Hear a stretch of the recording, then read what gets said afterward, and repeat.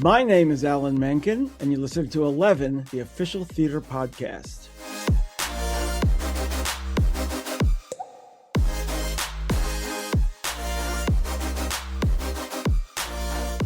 Hello and welcome to 11, the official theatre podcast that brings the biggest stars and creatives together in one place to discuss life in the arts. The term legend gets thrown around rather a lot these days, but it's never been more deserving than for my next guest on this, the finale of Season 2. He is a Disney legend, a record-breaking Academy Award-winning composer. He's the man behind The Little Mermaid, Beauty and the Beast, Aladdin, Newsies, Pocahontas, Hercules, Little Shop of Horrors, Leap of Faith, The Hunchback of Notre Dame, Enchanted, Sister Act the Musical. The list of classics is endless. For his work, he's received 8 Academy Awards. That's more Oscars than any living person. And he's also the recipient of 7 Golden Globes, 11 Grammys, Drama Desk Awards, and a Tony. Here, and an exclusive conversation, it's time to discuss it all, including collaborating with Lin-Manuel Miranda to add rap into the new adaptation of The Little Mermaid, what we can all expect from Halle Bailey's Ariel, Ariana Grande performing his hit song, his recent EGOT crowning, the lasting legacy of the late Howard Ashman, the hilarious story of him accidentally letting slip to Whoopi Goldberg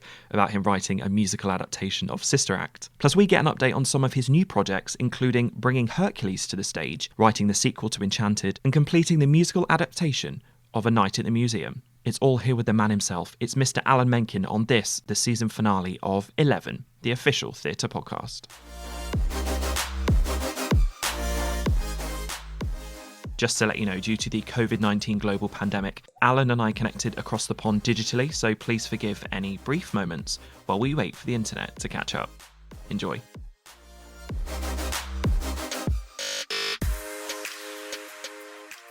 Please help me welcome to the next episode of 11. I'm absolutely honoured to say that I have Mr. Alan Menken with me today. Alan, hi, how are you doing? Hey, William. Good. How are you? I'm doing very well. Thank you so much for being on 11 today. I was joking just before we started recording that you do have this career that is enormous and there is so many things to discuss. And we don't really have, I don't think, enough days in the year to be able to talk through all the projects that you've worked on. So let me try and touch on a few of them here and celebrate those. Before I do that, I must wish you very many congratulations on your most recent award, which was received, I think it was June or July last year. I finally got the E on EGOT. You did. You got the infamous E on EGOT, which for anybody that doesn't know is Emmy, Grammy, Oscar and Tony Award, which is reserved for very few people in the world that have the full lineup. So congratulations to you on that. Was it kind of nice or was it just a little bit strange to get such an accolade? It was a relief. My reps, for years have been saying, "You're almost at an EGOT." I said, "Okay, whatever. It's fine, whatever."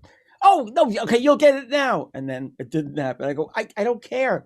But they kept, okay, fine. So finally, I got the EGOT for the song from the Tangled TV show. I'm glad I got that out of the way. I have actually a REGOT, as I've said often, which includes my Razzie Award for Worst Song of the Year for the same project that I won my Tony for. That's poetic justice. So I imagine when you win, I think it was Best Score for Newsies at the Tony Awards, but you get the Razzie like you mentioned. I suppose it's a full circle moment, but also you must have felt pretty smug that day. That's a good moment, right? Yes, it's a good moment. I mean, listen, it was a fun moment when I won the Razzie because I was backstage at the Oscars, talking to the press after having won for Belle and Beauty and the Beast. And then I found out about the Razzie for Newsies. And I loved Newsies. I loved working on it. The song that they mentioned was actually one that we had ended up cutting anyway, and it didn't make it into the Broadway show, and that was High Times, Hard Times. When you get so many awards, and I just want to check that I get the statistic right, so this may be very embarrassing for you, so please forgive if I go through all these, but 8 Academy Awards, 7 Golden Globes, 11 Grammy Awards, and a Tony win. I mean, some people can dream of only one of those. And an Emmy. And now the Emmy. Oh, thank you. Okay. Forgive me, I almost missed it. When you get all these awards and you get, not just one of them, but multiple of them, do they get even more special or any less special? Does it become normal or does it become slightly strange? I guess, how do you approach it? I think it's more the latter. It's like strange because there are so many variables that lead to one getting an award. A lot of it is the quality of the work, but a lot of it is the visibility of the work. It's a project that your work is attached to.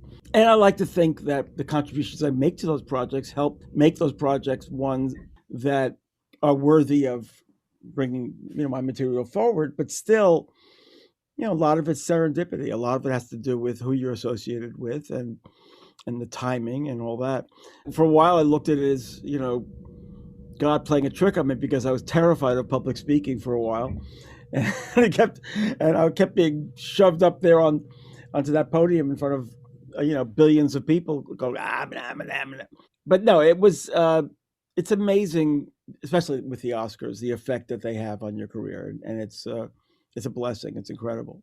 And as much as we joke as well about getting multiple of these awards and sort of completing the set, as it were, you have had a career that covers 35 years plus. You're not sort of new to the game as such, and you've had the opportunity to build on some projects and to learn and to be able to grow. And I imagine that in itself is also nice for you, that you feel like there's sort of personal growth within your career that you get to build and build and build. I see the growth, but a lot of it has to do with just sort of what life brings to me and what I get to, open my heart and open my mind and contribute my musical gifts to.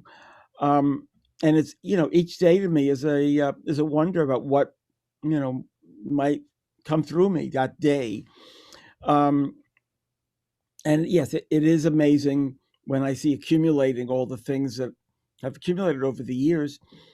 And part of that is, I always tell young people, that thing that you're passionate about, that you want to do every day of your life, that's what you should do with your life. And that's, kind of playing music and playing, writing songs and writing music is that thing for me. And so it's kind of natural that I would accumulate this big catalog because not only, my career, but it's kind of my passion as well. And I imagine the passion itself is what drives you to try new things, to be able to work on projects that are exciting for you. And I think when you see someone living in an authentic space that's working, within their means and doing what they do best, that's where they tend to shine. And I love the fact that you talk about passion, because a lot of it does have to come down to passion. It is a job, of course, but passion is a key part of the creative process. Yes, it is that. And also, you're sharing a space, a creative space with other people. Mm-hmm. And so, writing a musical is also having a relationship with your collaborators, the lyricist, the book writer, the director. It's a wonderful world that you're sharing with people, and it's a wonderful, shared activity that just also gives your life just a wonderful value. When the pandemic first happened, and perhaps from then up until now, how has that changed your life? Have you been able to continue on that creative process, or has it sort of put a bit of a bump in the road? Well, there's no bump in the road as far as the creative process of writing. There's obviously a huge bump in the road in terms of the creative process of performing live, of attending recording sessions, of being in the room with actors or directors, all of the attendant aspects of our lives that, because a big aspect of my life is car picking me up and I'm off to the airport, I'm off to the hotel, and then I'm off to the meetings, and I'm off to the meals, and just the life of this international community of people working in theater and in film and in television. It's a rich, wonderful life, and the pandemic pulled the plug on that, and basically it's made a star out of Zoom and other platforms like that. But we've really been able to keep our projects going full speed for the most part as far as writing. The sequel to Enchanted was basically started during the pandemic and now is ready to start filming. The animated film I'm writing with John Lasseter's new company, Skydance, it's called Spellbound. That's having a screening coming up. I completed a musical of Night at the Museum, which is now talk to the directors, and when the pandemic lifts, we're ready to go. Of course, just before the pandemic, Hercules had premiered in Central Park, and there's a lot of projects that are just waiting to move forward, and I'm juggling about 10 projects now, and thank God, because that's what keeps me sane through this this crazy period. I think you might have just answered my next question, which was going to be, do you work on multiple projects at the same time? But that's a definitive yes from you. You have to. I feel terrible for people who just work on one thing at a time, because it really limits what you do. But it's easier for me to multitask because of collaboration, number one, and because of technology. My ability to have the work in MIDI files or Word files or whatever it is, that I could just bring it back. Thank God for that technology. And I am blessed with being able to get off one project to go to the other. And part of that is something that started when I was working with Howard Ashman, which is every project having its own very, very specific musical universe that it comes from a period of time, a place, a sensibility that's unique to that project, so that when I return to a project, I go, I'm back in this place. And as much as possible, I try to keep each of these worlds distinct. You mentioned about community in your answer before, about going around the globe and getting to perform and meet people and to go through so much of your success and the work that you've produced. When did you first notice, when you were traveling internationally, that you'd hit the jackpot, that there was success there for you? And when that hasn't happened before and then it does happen, how long does it sort of take for that to become normal? Boy, it's a gradual process of becoming quote unquote normal. There are, for me, I really get very touched, genuinely touched, when I feel acknowledged either by my peers or by people I've never met before, who are just fans of the work, and I feel humbled by that. And I'm not saying I'm a humble person necessarily. You don't have an ego like anybody else, but it does. The reaction I have tends to be one of feeling a sort of an outpouring of love for that person, and a desire to have them in my life. And so I just feel sort of the blessing in my life, as that opened up for me. And I do remember the times, where a bad review would devastate me, or a negative comment would just crush me. And one of the things that having a prolific career and having success has done is it inures you from those ups and downs. So but the ups as well. If somebody says you won this fantastic award, you go, oh, nice, because it's all a little bit unreal. I've had situations where people have loved a song of mine that I thought was maybe the dumbest song I ever wrote in my life, and people go, oh, we love that song. I go, okay, great. And I've had the situation where people have completely ignored or trashed a song I've written that I thought, I really know the song is so special, but again, contextually, it, for whatever reason, it fell beneath the radar. And you learn to just go with the flow on those things. And also, if you look at the Newsies lesson, yesterday's failure was today's success, and you just don't know what happens because of the effect of time, and time on a piece of art, and you never know. I never could have predicted the staying power of Little Shop of Horrors. It was wonderful when it was first a hit, but the idea that it's still doing what it's doing all these years later, and more so and more so and more so, is of course a revelation to me. And you go, who knew? And of course, it keeps our dear departed Howard Ashman very much in my heart and in my mind on a very constant basis, because it's like incredible that it is just all the work he and I wrote together so stood the test of time. And he only saw, actually, of those works, really only saw two of the successes, and barely that. I mean, he saw the success of Little Shop of Horrors, obviously, and he saw the success of Little Mermaid, but it was in the midst of his illness. Never lived to see Beauty and the Beast. Never lived to see Aladdin. With regards to Little Shop of Horrors as well, I think it would be amiss of me not to say that movie, the movie version of it, obviously found your first Oscar nomination as well, which would probably be quite nice. I mean, we always remember your first, and that's quite nice. It's always nice when you obviously get an award for that as well. But also the highest grossing off-Broadway show of the time. I mean, yeah. I imagine I sort of said, when was the moment that you realized that there was some great successes happening? I can imagine that's one of them. That was, yeah. Well, that was the the big breakthrough was that one. When I did Little Shop of Horrors, I had, as well as writing for theater, I was writing jingles, and I was playing in clubs, and I was basically, struggling, writing songs for Sesame Street, doing, the things we do. And I remember telling the man who had the jingle company that I was working at part-time, but I would come in and do lots of jingles. I said, look, I have one more show. If this one goes the way of along the route of the other ones, which is, success and esteem, but then doesn't make me money, then I'll take an office here and I'll write jingles on a regular basis. And I was set for that, and then Little Shop opened, and it was this phenomenon. Yeah, and that's like an out-of-body experience. You really never can internalize that kind of success and take it. Let's put it this way: you should never take it onto yourself as a something you own. It's something you're blessed with, and you're very fortunate.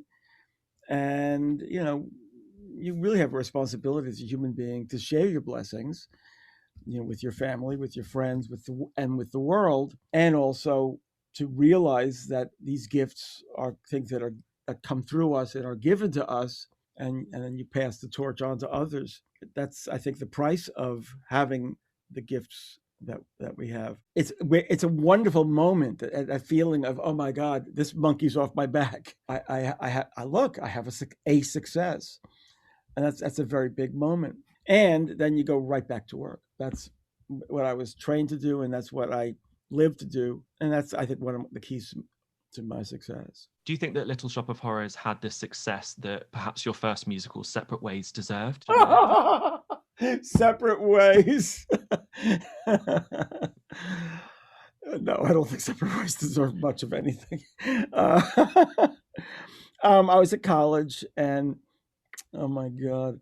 Yeah, a song called "Thank God for Marijuana."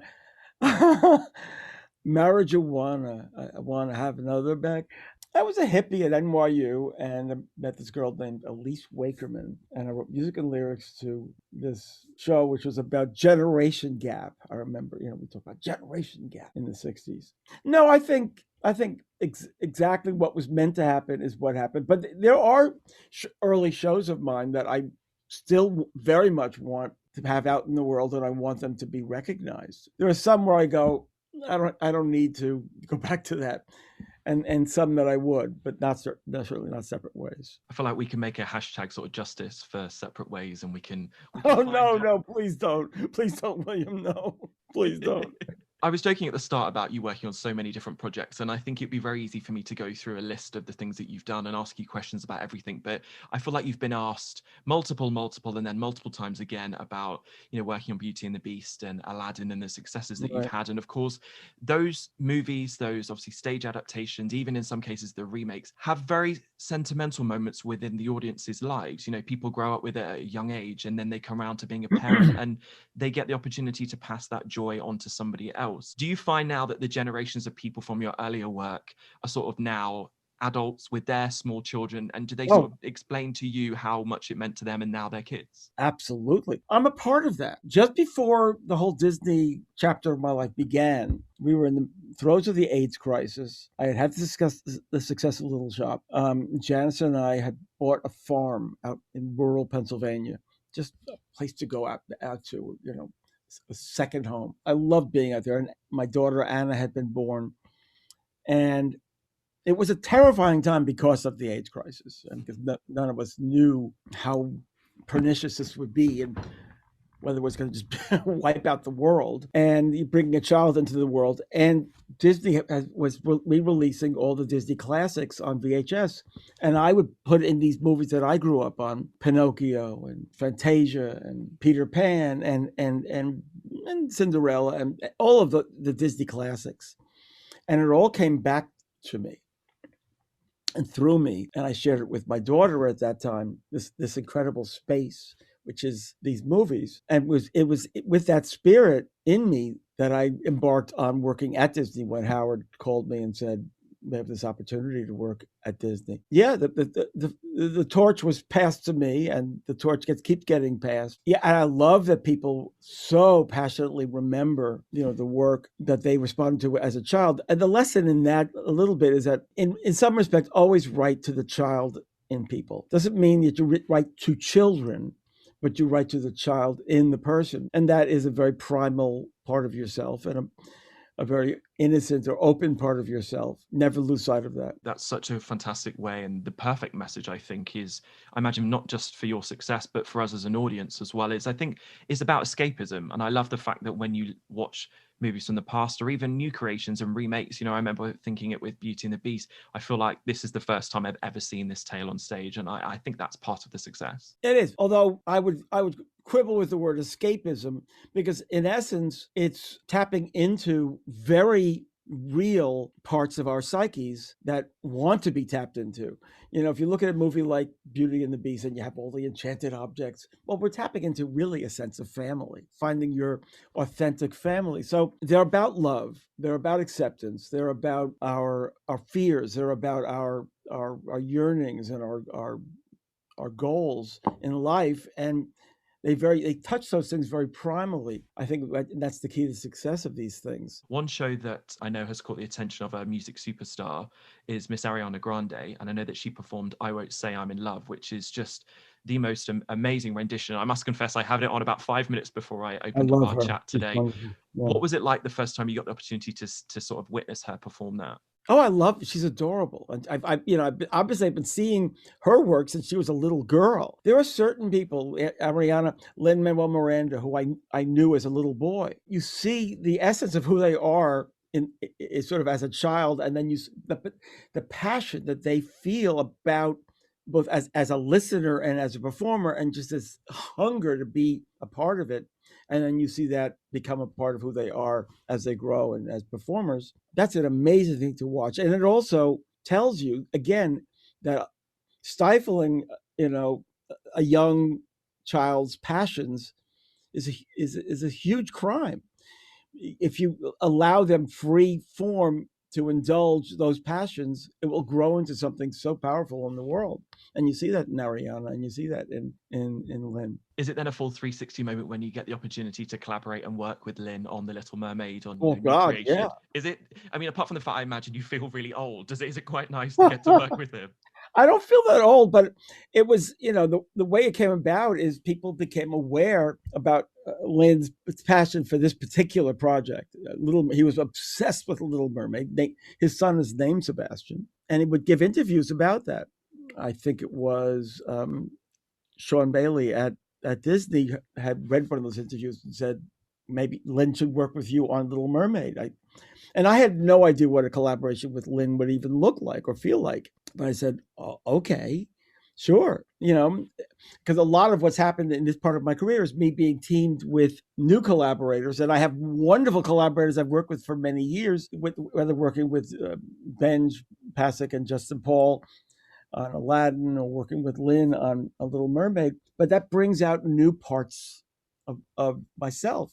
I'm working on the museum with these young writers, Alan Schmuckler and Michael Mahler as lyricists. And I love that. But I still am working on projects with Stephen and with Stephen Schwartz and Glenn Slater and Jack Feldman and Tim Rice and still working on, with the late Howard Ashman. And there's a collaborator I had named Steve Brown. I wrote a few shows with back just before Little Shop of Horrors and also even after he passed away. Also, during the AIDS crisis time, well, 3 of my collaborators at that point passed away. Being teamed with different collaborators just brings out all these different things in me. And when someone like Lin comes into the room, or Pasek and Paul, I mean, they also walk in with this sense of, oh my God, I can't believe I'm here, because the child to them is going, wow. That's just part of, they grew up with what I do. Well, people are growing up with what they do. So you have to have perspective about that, know that how people, invest in those artists and their work is it's magical. Magical is definitely the word. So the next Alan Menken musical, because of Lin-Manuel Miranda, is going to feature lots of rapping. Is that the new direction? Is that what we're doing? There is some rapping in it, and I really can't take much credit for the rap aspect of it. Yeah, there's some rapping in it, but there's some very Menken songs. There's some very Miranda songs, but it's all the blend of Menken Miranda. I love him, and I love working with him, and I'm glad that we had the opportunity to do that. He's also a producer on the movie, but Lin, he juggles a lot of things as I do, and so we will have occasional contact. But right now, it's in the hands of the amazing Rob Marshall, and as we speak, they are in London right now. We're filming. I would very quickly just like to ask you, speaking of the Little Mermaid, just about your Ariel, because she's an unbelievable talent and it's wonderfully exciting. Can you talk to me about Halle? Oh my gosh, she's adorable and so talented. I met Halle at the recording sessions. Well, first we had a luncheon when the cast was assembled, which was as usual. Those moments are unreal. There's Javier Bardem in my musical playing Triton, and I'm blanking. Oh my God, Melissa McCarthy, and just an amazing cast. Aquafina, but Halle. Oh, what a sweetheart and so talented. I did have to, be educated in terms of what she and her sister do together, which is incredible. Yeah, she's just an amazing talent, a beautiful girl, and I got to meet her family, and they were. It was for them. It was again that out of body experience. Like, we can't believe our daughter's involved with this. But for me, this is something I started 30 years ago, and so really, I'm sort of just the happy grandpa, kind of helping to watch the kids. One project of yours that when I met you last time that I embarrassed myself a lot by telling you repeatedly how much I loved it, much I think to your surprise, and that was Leap of Faith.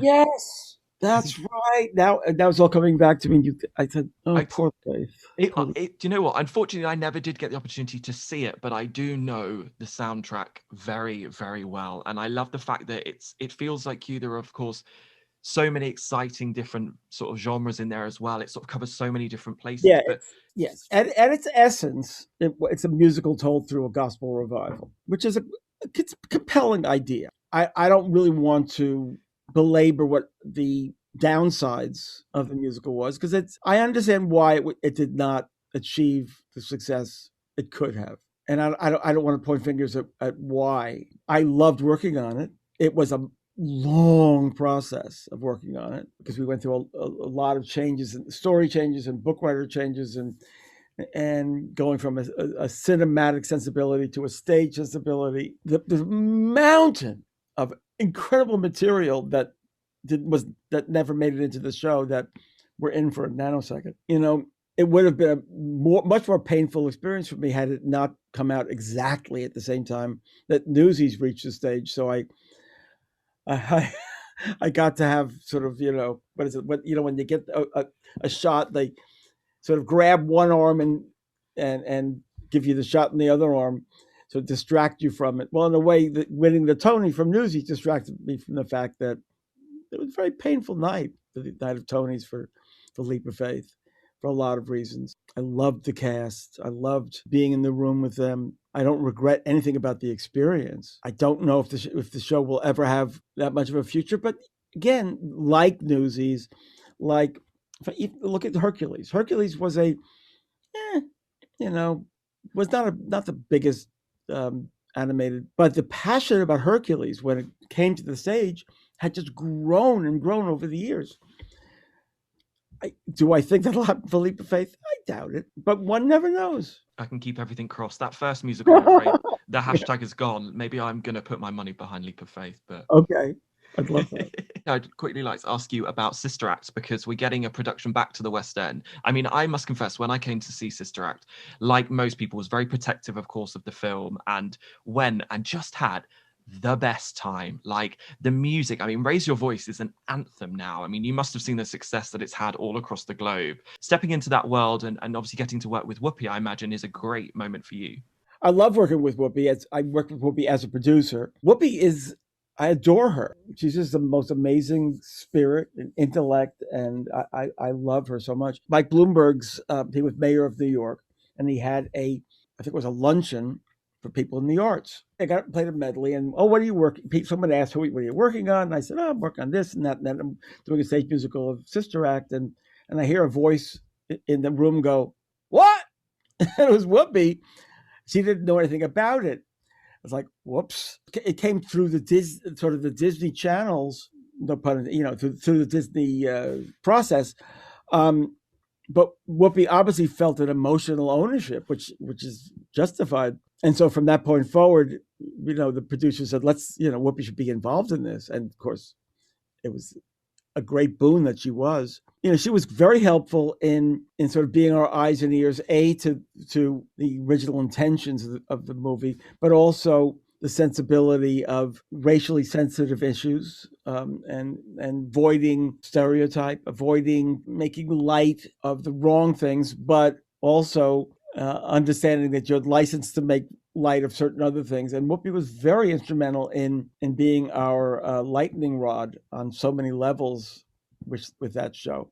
And of course, we had Jerry Zaks directing it on Broadway, and he did a wonderful job. It was I loved working on that show. I did. And I think one of the key moments was finding again the unique world. I had already written a musical that had a Motown and a R&B score to it, which of course was Little Shop of Horrors. I always had wanted to do a show that was an homage to the sounds of the 70s, which is disco and funk and psychedelic soul and all that crazy over the top stuff. And so we found the perfect opportunity with Sister Act. And I think as much of a success as it was, I think Little Sister Act has still underachieved. We were up against, I believe, was it Book of Mormon, I think, which was a phenomenon. But we still, ran for 2 years and had a wonderful run in London. But anyway, I think I look forward to Sister Act having a really long and successful life, in the public. My final question to you, and this seems like a very silly question to ask, so let's see how this goes. Do you think there will come a point in your career where you decide, I think I've done my bit, I think I've contributed enough, and I think I'm ready to stop? I don't think that day will come. I think there'll be as I get older and older, there'll be a realization that